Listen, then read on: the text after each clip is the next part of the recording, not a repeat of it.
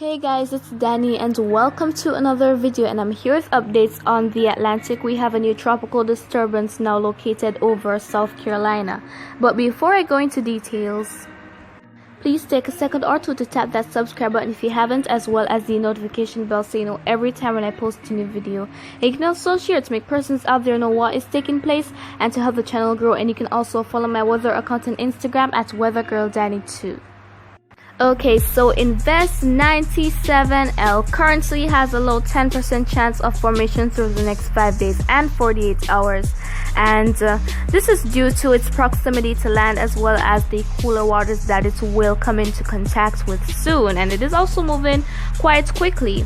So regardless of it becoming a tropical cyclone, it will still bring all the rainfall to parts of Georgia and the Carolinas through the next few days, and even parts of Florida as well. But the good news, it's moving quickly. Okay, so this is the current satellite imagery of the Atlantic, the current weather, and here's the disturbance located right there. So it is going to bring all that heavy rainfall that has the potential to trigger flash flooding. So if you're there, just take the necessary precautions and do not take any unnecessary risks. So just stay safe for this wet weekend. And even though it is probably unlikely that we might see a tropical cyclone, we still have majority of the models being available saying that it will become a tropical storm. One says that it could even make it to a hurricane, but it looks like it might become a subtropical storm. So yeah, and might not be a threat to land once it moves away from the eastern coast of the United States. So that is some good news as well. So if it becomes a tropical storm, most likely it will be offshore of the United States.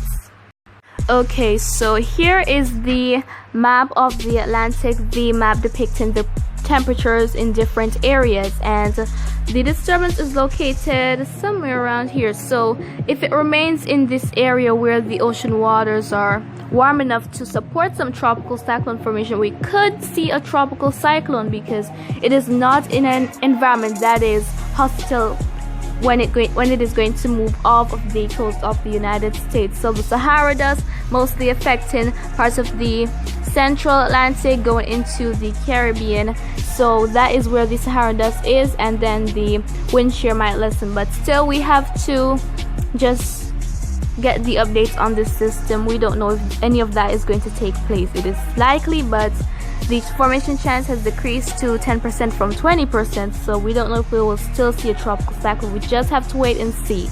But the good news, it may not be a threat to land.